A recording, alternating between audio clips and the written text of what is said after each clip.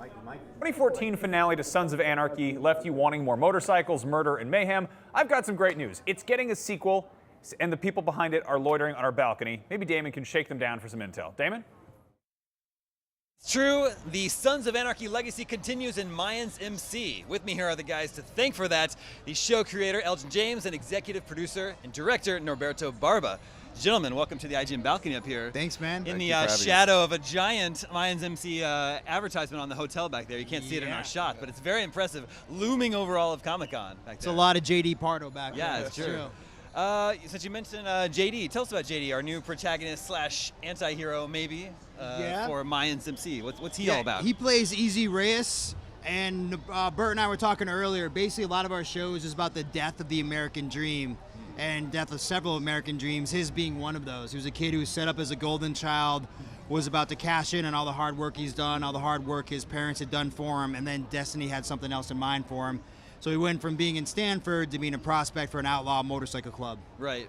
He's been to prison, isn't that right? He's been to prison, that's right. So fresh out of prison. Fresh out of prison, and I've been to prison, as are several actors in our on our show. Wow. So that was a story that we really wanted to tell about how to re-assimilate back into the world and back into the culture. And J.D. Pardo is brilliant. The way that he's just inhabited this character and brought so much more soul that we ever could have written on the page. So what's his connection to the Mayans, to the MC? His brother, Angel Reyes, he's a full patch member of the Mayans MC. Okay, gotcha.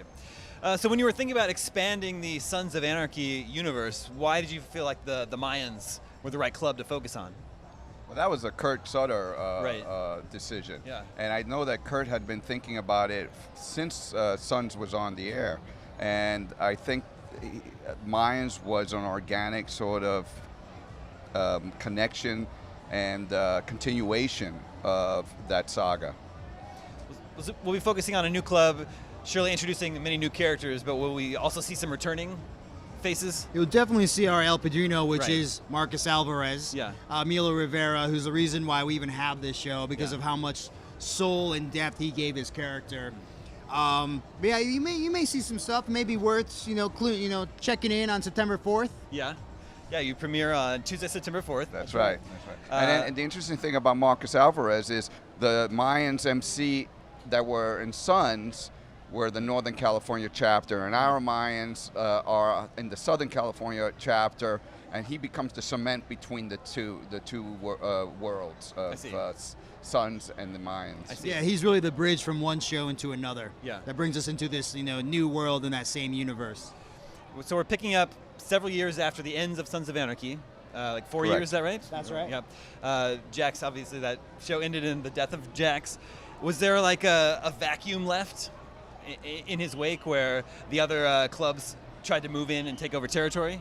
I mean, it definitely changed the landscape of outlaw culture in our version of the MCs or the one percenters in California in our universe. But you're going to have to check in on Tuesday, September 4th to find out just how much happened in that vacuum. When you're making sort of like a spin-off series or a companion series like this, I'm sure you have to balance, wanting to tell new stories while also, trying to remind people of what they liked about the old series, right? People want to see something familiar in there, right? Yeah. Right. I mean, we have the DNA of an iconic series, and so we are going to have vestiges of that series. But we will stand alone and different because we are the Mayans. And it's a different location, it's a different world, different characters, but you will definitely feel that motorcycle outlaw feel. Would you say the show has a similar tone to Sons of Anarchy? I think so, in the way that it's just a show for people that know that the status quo is, sorry Adriana, bullshit, and knows, oh shit, I covered up on the wrong part. Said the wrong word. And that the game is rigged against all of us, and so every, an hour a week they want to, check in to see these outlaws being able to like make their own rules, to see these underdogs make their own rules and get their own justice, even if that justice is a little bloody somehow. Sons got pretty messed up at points. Yeah. Went to some super dark places.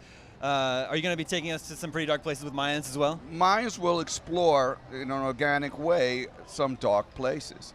And it will touch on themes that Sons touched on: family, betrayal, trust. but there's some dark places that it take you. Well, And I think why we have the leeway to do that, which comes from Kurt Sutter, comes from Yeah. the top, is because of the people that he's curated to tell this show, right? From myself to many cast members that were in gangs, that were in prison, that came from this world, and we've been watching for years in television to have these sort of black and brown stereotypes of a criminal, Yeah. right? And we grew up in this cycle of poverty, violence, and incarceration. So it's finally our time to get to tell that story and put a human face on it. So that's a difference with Mayans MC than I think than any show that comes before, is we get to tell our own story. well, I'm super excited to see how you've expanded the Sons universe. Mayans MC premieres on FX Tuesday, September 4th. Tuesday, September 4th. Watch September it. 4th. Stay tuned, more to come from IGN Live here at Comic-Con 2018 after this.